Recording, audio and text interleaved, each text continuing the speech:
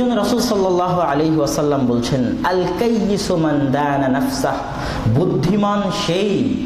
বুদ্ধিমান সেই, বিবেকবান সেই, চালাক সেই যে নিজেকে নিয়ে সমালোচনা করে, আত্মসমালোচনা করে, মৃত্যুর পরে কি হবে সেটা নিয়ে ভাবে, তার জন্য প্রস্তুতি নেয়, সেই বড় বুদ্ধিমান। যদিও মানুষ তাকে বুদ্ধিমান না বলে, কিন্তু সেই বুদ্ধিমান যে মৃত্যুর পরে কি ঘটবে এটা নিয়ে চিন্তা করে এবং সেটা নিয়ে প্রস্তুতি নেয়, তার চেয়ে বুদ্ধিমান দুনিয়াতে নাই। রাসূল সাল্লাল্লাহু আলাইহি ওয়াসাল্লামের মুখে দাড়ি ছিল না? ছিল। রাসূল সাল্লাল্লাহু আলাইহি ওয়াসাল্লাম সম্পর্কে সাহাবী বলছেন যে, মা রাআইতু আহসানা ওয়াজহিন, রাসূলের চাইতে সুন্দর চেহারা আমি কারো দেখিনি।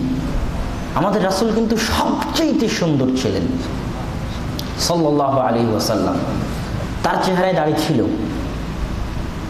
আর আপনি আমি মুসলমান, আমাদের সকাল হয় না যতক্ষণ না আমরা আল্লাহর রাসূলের ওই দাড়িটাকে ব্লেড দিয়ে, কেচি দিয়ে কাটে ডাস্টবিনে নিক্ষেপ করতে না পারি। কি ঘৃণা দাড়ির সাথে, কতটা ঘৃণা আল্লাহ রাসূলের এই সুন্নাতের সাথে, যে যতক্ষণ না কাটতে পারি ততক্ষণ স্বস্তি মিলে না, ততক্ষণ সকাল শুরু হয় না, অফিসে যেতে পারি না। যতক্ষণ না কাটে ডাস্টবিনে কি নিক্ষেপ করা হয়? সবচেয়ে নিকৃষ্ট জিনিসগুলো নিক্ষেপ করা হয়, ঠিক কিনা? যখন নাপিত দাড়ি কাটে তখন দাড়িগুলো পায়ের নিচে দলিত হয় না, মথিত হয় না। এই দাড়িগুলো কার সুন্নাত? আল্লাহর রাসূলের সুন্নাত। তাহলে আপনি কিভাবে নিজেকে মুমিন দাবি করেন? কিভাবে বলেন যে আশহাদু আল্লা ইলাহা ইল্লাল্লাহ ওয়া আশহাদু আন্না মুহাম্মাদার রাসূলুল্লাহ, আমি সাক্ষ্য দিচ্ছি আল্লাহ ব্যতীত কোনো মাবুদ নাই, সাক্ষ্য দিচ্ছি মুহাম্মদ আল্লাহর রাসূল? কিভাবে বলেন? এটা তো একটা মিথ্যা ধোঁকার মতো হয়ে গেল।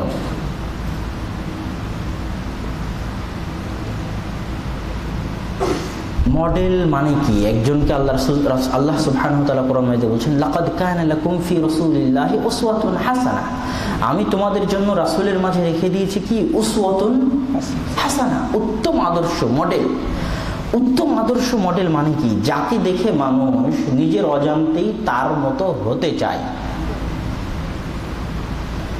আমাদের দেশে দেখেন না, আমাদের মা ও বোনেরা, আপনার ছেলে মেয়েরাই, আমাদের মা ও বোনেরাই বলবে যে বাবা একটা পাখির মতো জামা কিনে দাও, বলে না?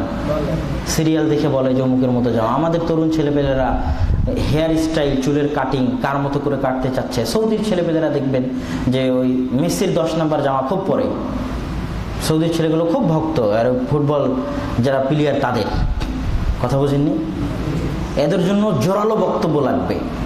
এই ছেলে তরুণ যারা সৌদি আরবে, আরবি ভাষায় ওরকম বক্তব্য হয় কিনা আল্লাহু আলাম। তাহলে এরা মেসির মতো হতে যাচ্ছে, এদের নিজের অজান্তেই আল্লাহ রাসূলের উপর থেকে মহব্বতটা উঠে কোথায় চলে যাচ্ছে? এটাই মডেল। মানুষ নিজের অজান্তেই যার মতো হতে চায়। যখন আপনি অন্য কারো মতো হতে চাচ্ছেন তখনই বুঝবেন আপনি হীনম্মন্য। বাংলা ভাষায় একটা শব্দ আছে কি? হীনম্মন্য, মানে যার আত্মবিশ্বাস নাই, যার নিজের উপর বিশ্বাস নাই, যার ভারাত্ম নাই, যার ব্যক্তিত্ব নাই। একটা নদীতে যখন স্রোত চলে তখন স্রোতে পানাও ভাসে, স্রোতে নৌকাও চলে, চলে না? তো নৌকা কিন্তু স্রোতের উল্টা দিকেও চলে, আর পানা কিন্তু স্রোত যেদিকে যায় সে পানা, বুঝেন তো? পানা, স্রোত যেদিকে যায় পানা কিন্তু সেদিকে যায়। খড়কাঠি যদি কিছু থাকে তো স্রোত যেদিকে যায় খড়কাঠিগুলো ওই দিকে যায়, কিন্তু নৌকা নিজের ইচ্ছা মতো চলে। যদি চায় তো স্রোতের বিপরীতে চলে, যদি চায় তো স্রোতের অনুকূলে চলে। মানে নৌকার ভিতরে আত্মবিশ্বাস আছে, একটা শক্তি আছে, একটা ভারাত্ম আছে, একটা ব্যক্তিত্ব আছে, একটা পাওয়ার আছে, যে পাওয়ারটা ওই খড়কুটার মধ্যে নাই, ওই পানার মধ্যে নাই। আমি মনে হয় বুঝাতে পারিনি।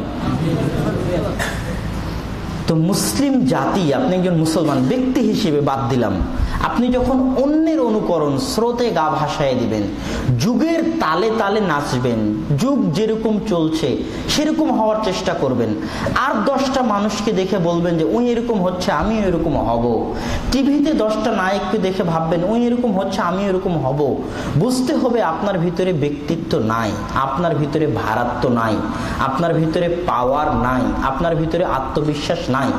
আপনি স্রোতে ভাষা ওই খড়কুটার মতো, স্রোতে ভাষা ওই পানার মতো, যার নিজস্ব কোনো ব্যক্তিত্ব নাই। আপনার ছেলে আপনার বাসায় টিভি নাই, প্রত্যেক দিন আর একটা বাসায় টিভি দেখতে যায়, সেটা খেলা দেখতে হোক, সিরিয়াল দেখতে হোক, যেটাই দেখতে হোক। আপনি একদিন আপনার ছেলেটাকে ধরে বুঝান, যেই দিন আপনার ছেলেটা আপনাকে বলবে যে নিয়মিত দেখতে যাচ্ছে, বলছে বাবা ওর মতো জামা চাই, ওর মতো গেঞ্জি চাই, ওর মতো প্যান্ট চাই, সেই দিন আপনি আপনার ছেলেটাকে বলেন যে বাবা তুমি আরেকজনকে টিভিতে দেখতে যাচ্ছ, তুমি এমন কিছু করো যেন মানুষ তোমাকে টিভিতে দেখতে আসে। কথা মনে হয় বুঝাতে পারিনি। বাবা তুমি অন্য কাউকে টিভিতে দেখতে যাচ্ছ, তুমি এমন কিছু করো যেন মানুষ তোমাকে টিভিতে দেখতে আসে।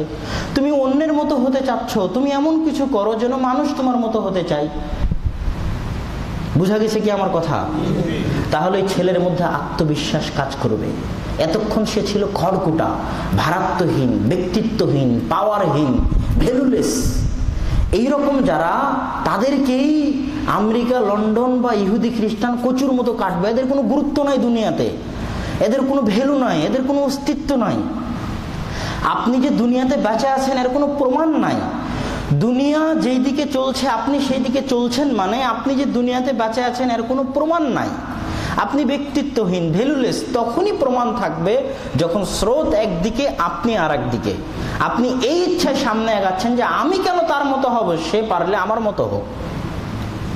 কথা বুঝেননি? আমি কেন পাখির মতো জামা কিনবো, পারলে পাখি আমার মা আয়েশার মতো জামা পরুক। বুঝেননি? আমি কেন মেসির মতো গেঞ্জি পরবো, পারলে মেসি আমার রাসূলের মতো দাড়ি রাখুক। বুঝেননি? এর নাম আত্মবিশ্বাস, এর নাম ব্যক্তিত্ব, এর নাম পাওয়ার। মুসলমানেরা এই জিনিসটাই হারায় ফেলেছে। নাই, ব্যক্তিত্বহীন, পাওয়ারহীন, ভ্যালুলেস। স্রোত যেই দিকে, পরিবার সেই দিকে, নিজেও সেই দিকে। এরকম জাতির উপর আল্লাহ কোনোদিন রহম করেন না। ওই স্রোতের গতিতে যেরকম পানা ভাসে যায়, এরাও এরকম ইহুদি খ্রিস্টানদের জুলুমে ধ্বংস হচ্ছে। হবে, যাদের ভিতরে পাওয়ার আছে ওরাই হয়তো বা ইসলাম আনবে। বুঝেননি? যাদের ভিতরে আত্মবিশ্বাস আছে ওরা একদিন ইসলাম আনবে, আপনার উপরে চলে যাবে।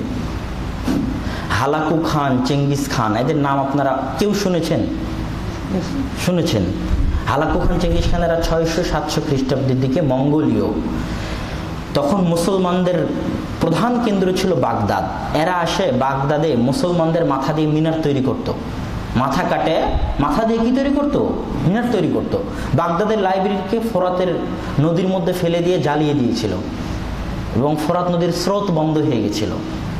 কথা বুঝেননি? এই যে বড় বড় এই অত্যাচারগুলো, জুলুমগুলো মুসলমানদের ব্যক্তিত্বহীনতা, ভারাত্বহীনতার কারণে আসে।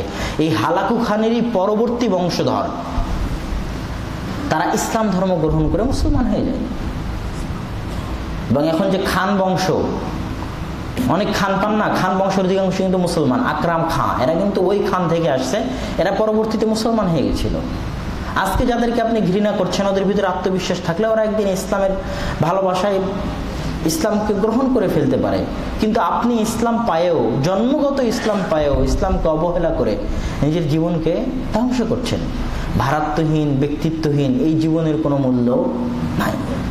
আপনি নিজেও ওই নৌকাটার মতো হন যার ভিতরে পাওয়ার আছে। আপনার ছেলে, আপনার পরিবারকে ওই রকম করেন যার ভিতরে পাওয়ার আছে, ব্যক্তিত্ব আছে, যে কিছু জীবনে করতে চায়। ব্যক্তিত্বহীন, ভারাত্বহীন, ভ্যালুলেস হয়ে স্রোতের গতিতে নিজেকে ভাসানোর কোনো অর্থ থাকতে পারে না।